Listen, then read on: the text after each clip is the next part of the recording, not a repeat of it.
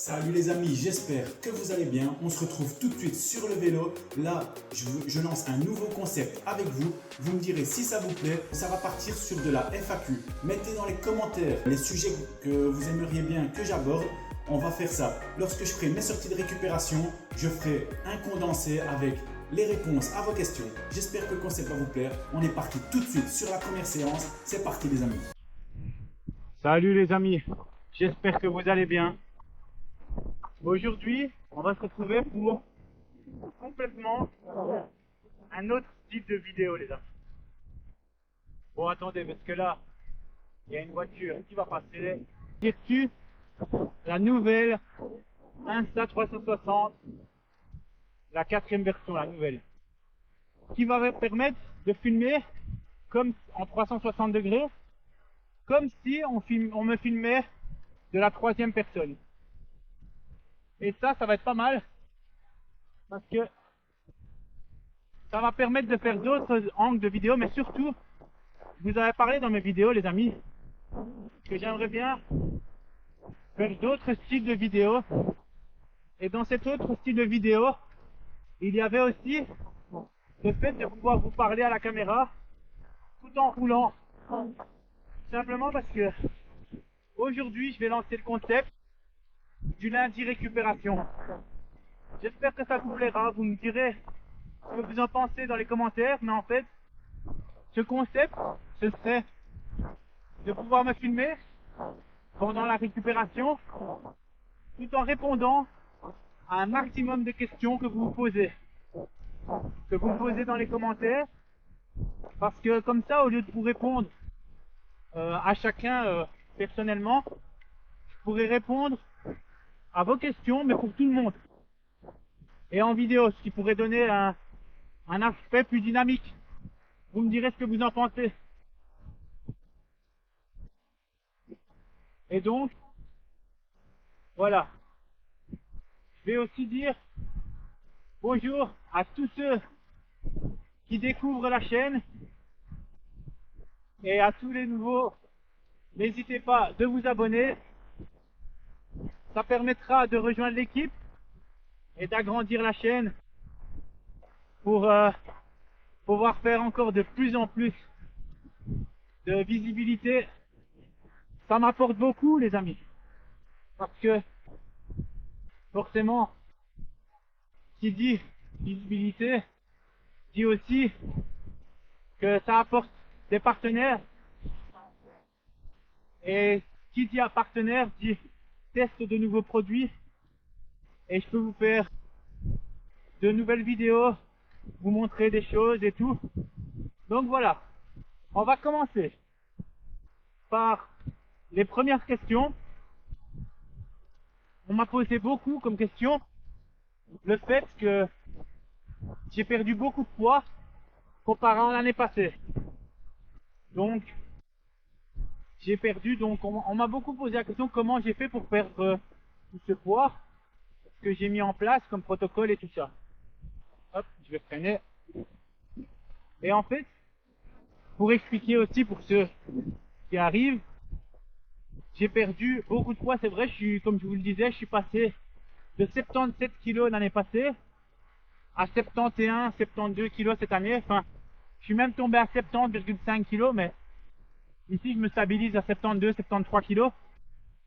Et donc je vais répondre à cette première question, vous dire comment j'ai fait donc, parce que je vous avais expliqué que j'ai fait ça en petit à petit, j'ai voulu vraiment faire ça bien, pas pour faire un effet yo-yo ou quoi que ce soit, et j'ai voulu faire ça pour que mon corps s'habitue, tout simplement les amis. Comme beaucoup d'entre vous, alimentation équilibrée, c'est le plus important. Glucides, protéines, lipides, tout ce qu'il faut de bon dans votre corps. Mangez beaucoup de fruits et de légumes, très très important, on le dit jamais assez. Et en gros, qu'est-ce qui se passe?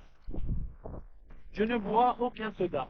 Donc, bon, ceux qui font pas ça et qui roulent pour s'amuser, et je respecte tout autant ça, parce que il n'y a pas que la performance dans la vie et dans le vélo. On peut rouler aussi pour le plaisir, et moi je fais les deux, je roule pour la performance et pour le plaisir. Mais pour vous expliquer en gros, je ne bois que de l'eau. C'est très important. Si vous me voyez boire un Coca ou un Fanta ou quoi, c'est vraiment pour faire une recharge de glucides quand je roule. Donc ça m'arrive si je fais une grosse sortie, prendre un Fanta ou un Coca, ça me fait du bien, mais jamais en dehors. Donc déjà, vous buvez que de l'eau. Ça fait le taf de dingue. Ensuite, vous allez rationner vos portions. Donc c'est-à-dire, vous allez diminuer fortement les portions de ce que vous allez manger. Donc il faut faire ça petit à petit les amis, parce que le corps c'est une machine.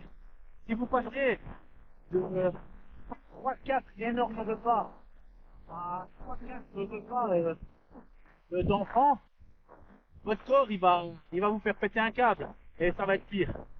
Donc vous faites ça petit à petit, au lieu de vous faire des assiettes, je sais pas, je prends l'exemple du plat de pâtes, au lieu de vous faire 2 grosses assiettes de pâtes, vous diminuez, vous en mangez qu'une par exemple. Et puis quand vous aurez mangé une grosse assiette de pâtes, 2-3 semaines après, vous réduisez. Voilà, c'est très important. Réduire ses rations, c'est en gros réduire ses calories. Et forcément, pour perdre du poids, c'est le plus important. Attention de bien garder vos proportions en protéines, parce qu'il ne faut pas faire trop de muscles. Donc voilà, ça, c'est déjà une chose. Ensuite, faire beaucoup de sport. Mais bon, ça, vous le savez bien.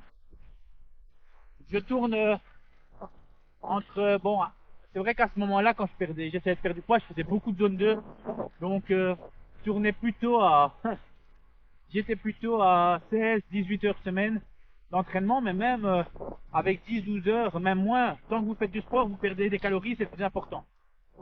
Donc voilà, ça c'était donc le premier truc pour ma perte de poids. Donc très important. Faire du sport, vous le savez, manger équilibré, vous le savez. Il n'y a rien, il n'y a pas de secret les amis. Si vous faites ça, vous pouvez que perdre. Forcément, vous mangez pas de chips, vous mangez pas de bonbons. C'est que des saloperies ça les gars. Après, c'est comme j'ai dit, si vous faites le taf, après si vous roulez pour le plaisir, qu'est-ce que vous vous en foutez? Mangez vos chips, mangez vos bonbons, vous croyez quoi?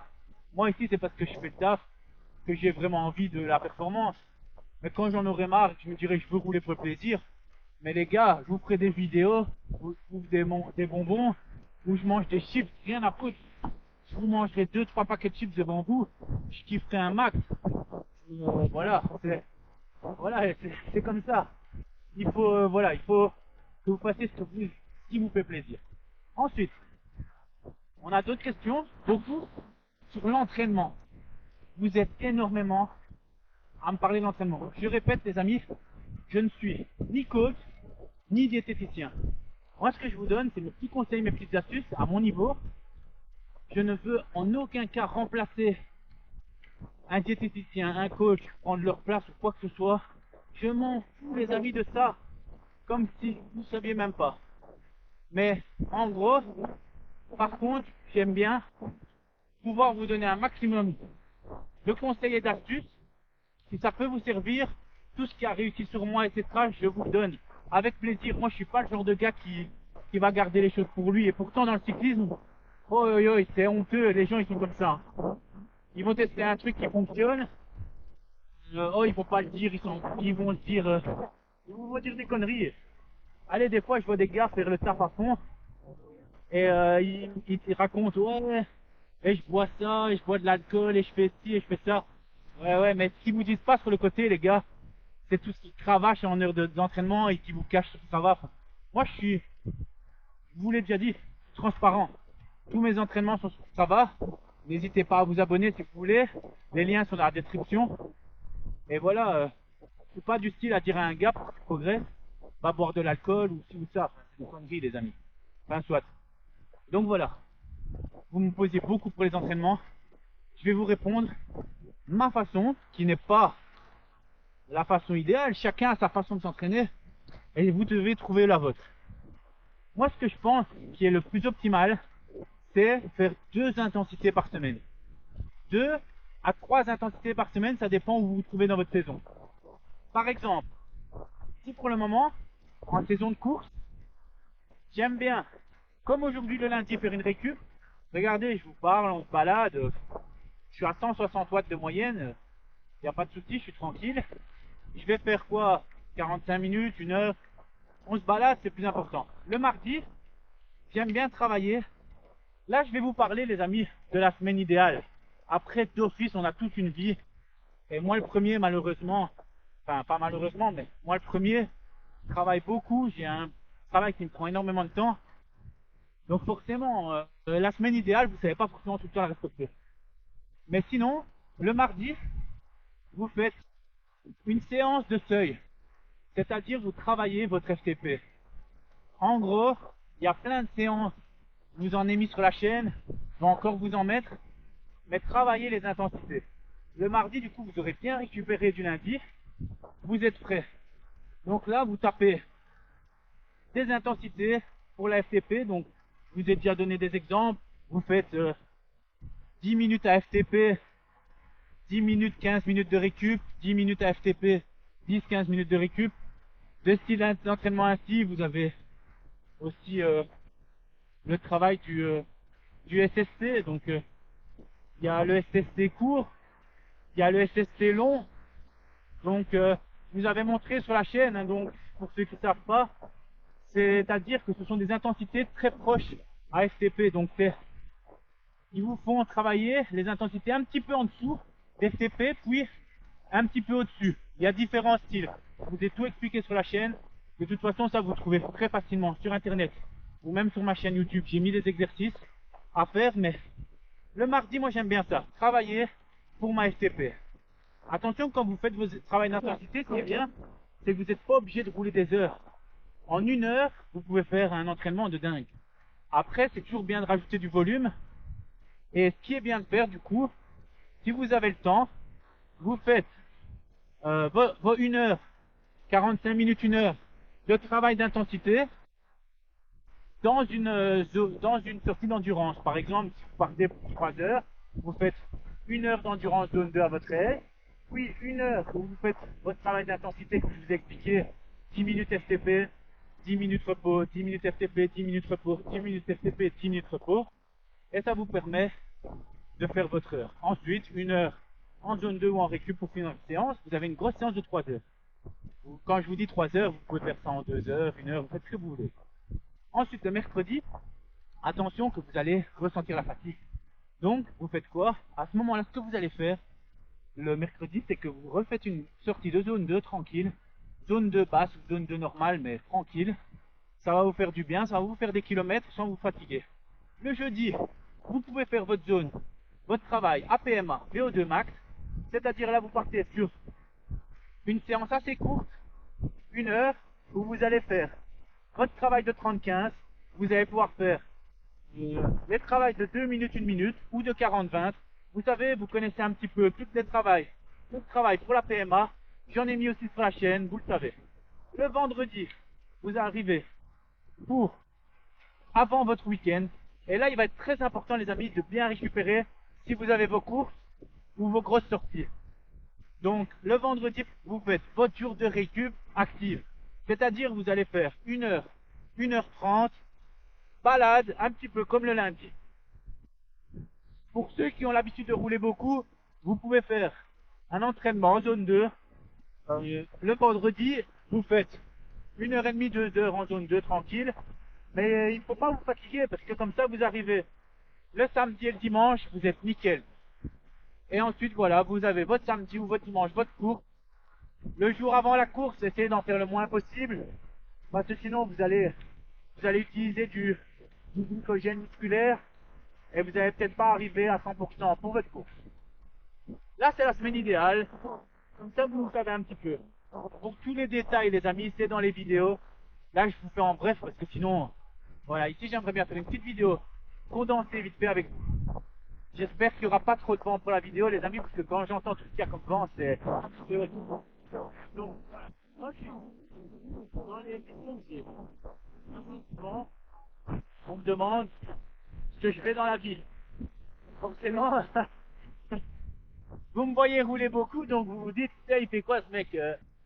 Il a trop de la chance, il a de la chance de pouvoir rouler blindé. Eh bien les amis, si vous saviez, c'est hardcore pour moi de rouler longtemps et beaucoup parce que j'ai un travail qui me prend blindé de temps. Et en fait, je suis entrepreneur en bâtiment. C'est-à-dire, moi, ma spécialité, c'est que j'achète des maisons, des appartements, mais qui sont dans un état lamentable, les amis. En gros, quand j'achète des maisons, des appartements, c'est des trucs qui ont pris feu, ou qui sont insalubres ou quoi, ou qui sont vraiment dans un état où il faut refaire tout de A à Z. Ce qui me permet de les acheter pas cher.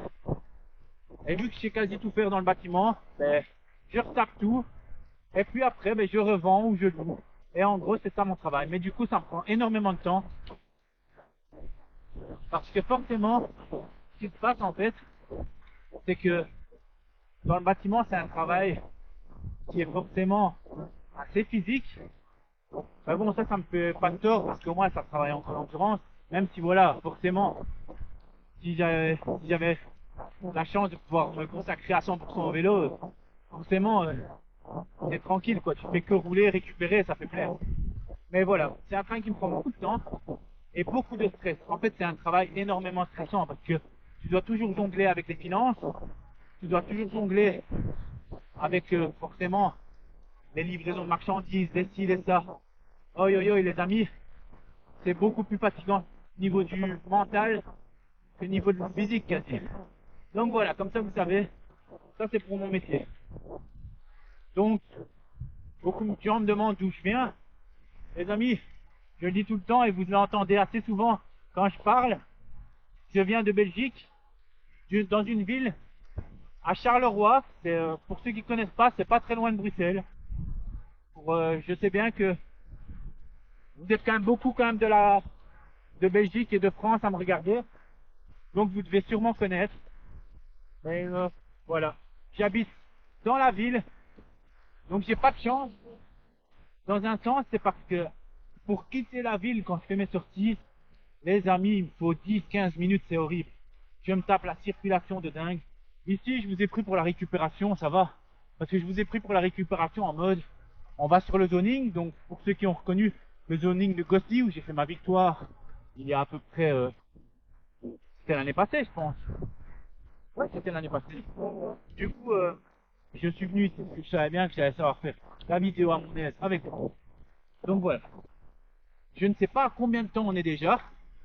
J'essaye de vous faire une vidéo condensée parce que vu que c'est une vidéo où on papote, j'ai pas envie non plus de vous taper une vidéo de 30 minutes. Après, vous allez me dire un petit peu dans les commentaires parce que les amis, n'oubliez jamais que c'est grâce à vous que la chaîne elle se développe autant. Parce que quand je vois tous vos commentaires, tous vos likes, vos abonnements et tout, mais je me dis c'est dingue.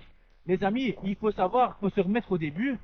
J'avais fait cette chaîne YouTube juste pour pouvoir publier mes vidéos afin que ma famille et mes amis le voient. Il faut savoir que je galérais tellement à leur envoyer des vidéos parce que sur Messenger et tout le bazar, elles étaient trop longues mes vidéos. Donc j'avais fait une chaîne YouTube juste pour me dire, je les poste sur YouTube, que mes amis et ma famille puissent le voir. Et ça a pris une ampleur de dingue, je m'en rendais pas compte. Et là on se retrouve avec une équipe à plus de 2000 les amis, 2000. Ah, je sais pas, on se rend pas compte. Faut savoir que c'est une chaîne 100% cyclisme, donc il y a pas mal de monde qui regarde aussi, qui font de la course à pied, du triathlon et d'autres sports, c'est vrai, mais il faut pas oublier que je ne fais que du cyclisme sur cette chaîne. Donc c'est fou de se dire qu'il y a 2000 personnes qui kiffent le cyclisme, qui me suivent. Franchement, ça fait tellement plaisir. Enfin voilà, vous voyez, quand je vous dis qu'on va parler de tout, on va parler de tout. Et donc, d'autres questions. On était parti aussi sur... Ah oui. Beaucoup de gens aussi me demandent... Enfin, vous voyez sur les vidéos que je fais beaucoup de Zwift. Donc sur l'application Zwift, vous connaissez à peu près tous.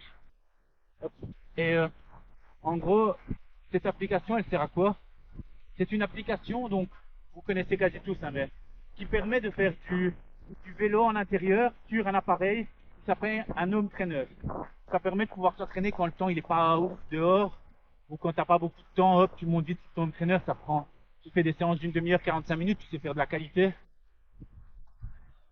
Et oui, pour moi, c'est devenu un outil indispensable du cyclisme, les amis.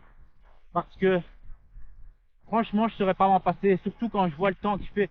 Et ici, les amis, je vous fais une vidéo en extérieur, mais ça fait plaisir de pouvoir le faire parce que il pleut tout le temps. Il pleut tout le temps, c'est devenu dingue. Du coup, je savais jamais sortir. Vous regardez mes vidéos, enfin mes sorties sur Strava, quasi toutes mes sorties, c'est sur Home Trainer, tellement c'est dingue le temps qu'il fait, quoi. Donc, oui, voilà. Donc, vous me posiez souvent la question du Zwift, ce que j'en pensais, et pourquoi j'en faisais autant aussi. C'est tout simplement pour ça. Et il y a beaucoup de gens aussi qui disaient que il fallait faire attention avec Zwift, parce que c'est vrai, Zwift, forcément, c'est sur un intérieur, mais qui disait qu'il faut faire attention parce que ça fait pas forcément progresser pour rouler sur la route. Mais en fait, c'est totalement faux. Juste, vous faites progresser, il n'y a rien à faire. Vous pédalez, ça fait travailler votre cœur, vos jambes. Après, c'est certain que vous n'aurez pas les mêmes réflexes que sur la route. Sur la route, vous devez faire attention à tout. C'est comme si on disait, rouler en peloton, vous roulez tout seul. Forcément, rouler en peloton, ça vous fera attraper des réflexes qui sont super importants que vous n'aurez pas en roulant tout seul. Donc c'est ça qu'on dit toujours, ce qui fait le plus progresser un cycliste, c'est de faire les courses. Rien ne peut battre ce principe, car si vous faites des courses, ben forcément, vous allez progresser de plus en plus, vous allez prendre vos repères, vous allez savoir vous placer devant, vous allez savoir tenir une roue, tout. Donc voilà. Mais sinon, oui, suivre pour moi est méga important. Une autre question, ah oui, ça c'est important aussi les amis, à vous parler. D'ailleurs ça j'aimerais bien, je vais sûrement faire une vidéo dédiée, mais en gros, j'avais aussi pas mal sur s'entraîner. En fait, je vois pas mal de gens, ça c'est moi-même qui ai remarqué ça, qui disent voilà, est-ce qu'il faut s'entraîner seul ou en groupe? Et ça, je trouve que c'est une question, les amis, très importante. Tout simplement parce que tout un temps, je me suis dit, s'entraîner en groupe, c'était trop cool, nana, je m'entraînais tout le temps en groupe. Puis, j'ai très vite remarqué que le problème de travailler en groupe, de rouler en groupe, c'est que vous faisiez pas bien votre sortie. Parce que c'est pas vous qui décidez du rythme de la sortie. Vous suivez, vous attaquez, enfin, il n'y a aucune logique à cette sortie-là. Et à un moment, je me suis dit, non, je vais rouler tout seul. Et puis, j'ai roulé tout seul et j'ai vu que mes qualités d'entraînement ça avait augmenté de fou. Et je me suis dit tout un temps, je me suis dit, moi en fait, non, ça sert à rien de rouler en groupe. C'est plus une perte de temps qu'autre chose. Enfin, voilà. J'étais parti dans l'extrême. Mais non, en fait. Réellement, non, pas du tout. Rouler en groupe, c'est excellent. Je vais vous expliquer pourquoi. En fait, vous devez juste avoir un juste milieu. Attendez, je passe les vitesses, hop là. Il faut juste avoir un juste milieu. Je vais vous expliquer, c'est que c'est clair et net, c'est certain que rouler tout seul, ça va vous permettre de beaucoup mieux faire vos séances, rester dans vos zones, travailler correctement, c'est vrai. Il faut rouler beaucoup tout seul. Il y a beaucoup de cyclistes à très bon niveau qui roulent beaucoup tout seul pour cette raison. Travailler, rester dans leur zone et faire très bien leurs entraînements. Par contre, je le dirai toujours, mais rouler en groupe, c'est excellent aussi. Tout simplement. Et je vous en ai déjà parlé souvent dans la chaîne. Il n'y a pas que le physique, les amis. Le cyclisme, c'est pas que le physique. Il n'y a pas que la force physique, il y a la force mentale aussi. Et rouler en groupe, vous le savez tous, ça fait tellement du bien au moral. Vous êtes en groupe, vous êtes avec des amis, des connaissances ou quoi, vous parlez de tout. Allez, une sortie en groupe, ça vous repousse une journée. Après, voilà, c'est comme je dis toujours, c'est important de rouler avec des gens qui sont dans le même délire que vous, des gens positifs. Moi, je fais une sortie, j'ai un gars à côté de moi qui m'explique tous ses problèmes. Pendant ma sortie, que je rentre chez moi, j'ai la tête ainsi, parce qu'il m'a parlé que de ses problèmes, et être négatif toute la sortie. Ah non, c'est pas kiffant, les amis. Si tu veux que je fasse le psychologue, y a pas de souci, mais pas pendant ma sortie où je suis là juste pour décompresser, quoi. Donc c'est important aussi de s'entourer avec des gens qui sont positifs.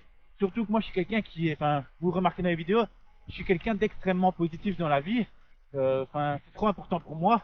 Donc forcément, je vais pas aller rouler avec des gens qui sont négatifs et qui vont me mettre dans un mauvais mood, c'est important.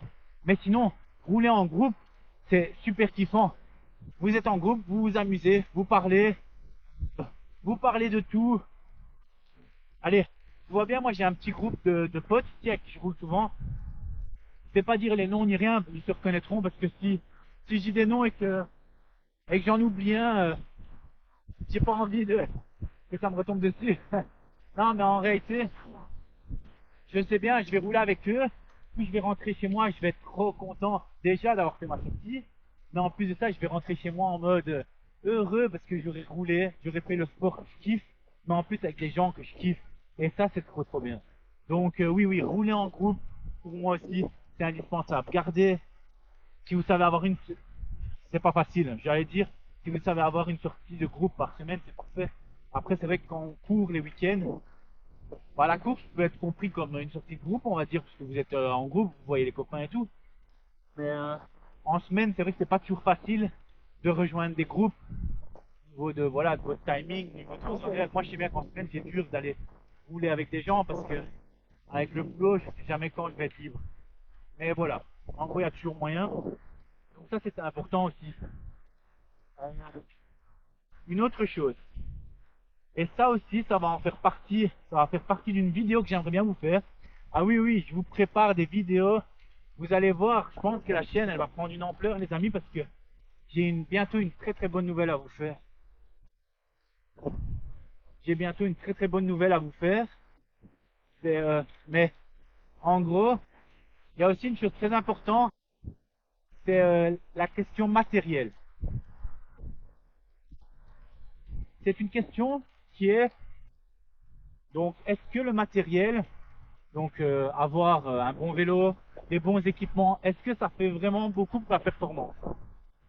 C'est une question, waouh, ça c'est une question la piège, parce que c'est très difficile de devoir vous dire la vérité. Mais oui, le matériel, ça fait énormément, c'est dingue. Et ce qui est malheureux en fait, c'est que c'est dur à dire, mais quelqu'un qui va avoir, vous prenez deux personnes du même niveau, je parle, du même niveau. Vous mettez un vélo à, à 3-4 000, vous mettez l'autre sur un vélo professionnel à 14 000, je peux vous dire qu'il y en a un qui sera 2 minutes devant et l'autre qui sera derrière en train de tirer la langue. Et c'est dommage, mais c'est la vérité.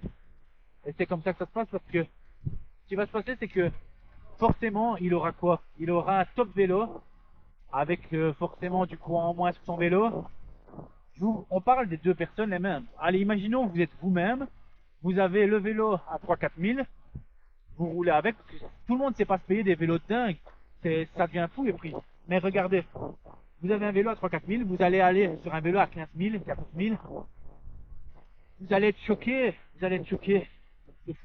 Et ça, je l'ai découvert que cette année, parce que j'ai eu la chance de pouvoir faire des tests sur les vélos, et, euh, et c'est choquant. Ouais, les différences, elles sont vraiment là. Je pensais pas. J'étais le premier. Mais bon, malheureusement, faut tester pour le comprendre. Mais j'étais le premier à me dire non, je m'en fous. Un vélo de.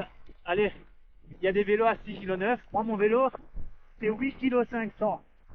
Je sais pas si vous vous rendez compte, 8,5 kg. C'est lourd. Pourquoi? Parce que voilà, j'ai un beau vélo, mais ce sont des composants bas de gamme que j'ai mis dessus, quoi. Parce que voilà, j'ai commencé le vélo, j'avais pas blindé d'argent à mettre là-dedans. J'avais pas envie de, voilà, directement mettre beaucoup d'argent dans une passion qu'à ce moment-là, pour moi, je me disais non, je suis bien avec ce que j'ai, c'est tout. Mais les amis, quand vous voyez que les vélos maintenant ils font 6,9 kg, 7 kg, ça fait quand même à peu près 1,5 kg, voire 1,6 kg en moins. C'est énorme. Je pense qu'on se rend pas compte. Et moi, je me disais, ben, je m'en fous, 1,5 kg, j'ai qu'à les perdre. Je mange un peu moins et je m'en fous. Voilà quoi, j'ai pas besoin de mettre 10 000 de plus. Je perds mon 1,5 kg. C'est pas du tout comme ça que ça se passe. Déjà, vous allez perdre 1,5 kg. Vous allez perdre 1,5 kg, ok. Mais vous allez perdre un peu en puissance aussi, forcément. Parce que vous avez beau faire ce que vous voulez, si vous êtes par exemple, j'explique à 75 kg votre poids de corps idéal, donc votre poids de corps de forme, et que vous passez à 73,5 pour dire de perdre 1,5 kg, déjà vous allez en chier. Mais en plus, vous aurez moins d'énergie. Je vous ai expliqué tout ce que j'ai déjà fait. Tandis que, forcément, avec le vélo qui fait 1,5 kg de moins, vous pouvez rester à votre poids idéal. Vous avez tout autant de puissance et vous êtes au poids que vous savez tenir. Donc déjà, il y a ça. Et puis, les qualités du vélo sont complètement différentes entre un vélo de 4000 et un vélo de 14000 par exemple. Je prends l'exemple des opposés. Les roulements, tout, c'est... Franchement, j'étais choqué. Mais ça va faire partie d'une vidéo que je vais vous faire. Parce que je vais vous faire une vidéo spéciale comparatif justement entre un vélo bas de gamme, milieu de gamme et haut de gamme. Ça fait longtemps que j'avais envie de faire ça, mais j'avais pas encore à disposition tout ce qu'il fallait. Et ça, c'était un test que je voulais vous montrer. Et je pense que ça va pouvoir faire pas mal. Voilà, ça va faire parler. Et c'est dommage, parce que je suis pas du style à. Enfin voilà, vous savez, pousser à la consommation et tout. C'est quand on voit ce que ça coûte, c'est chaud. Il y a des gens, ils sont étudiants. Il y a des gens, ils ont une famille, ils ont des enfants. C'est pas facile pour tout le monde. Du coup, quand on voit des fois les prix de ces machines-là, je me dis, ouais, c'est chaud, quoi. Ça peut vite faire des différences. Donc voilà. Après, attention, les amis. Là, je vous ai expliqué comparer à une personne à une autre. Après, voilà. Il est totalement, et c'est certain, que vous allez mettre, je prends un exemple encore, j'exagère, pour vous montrer la vérité.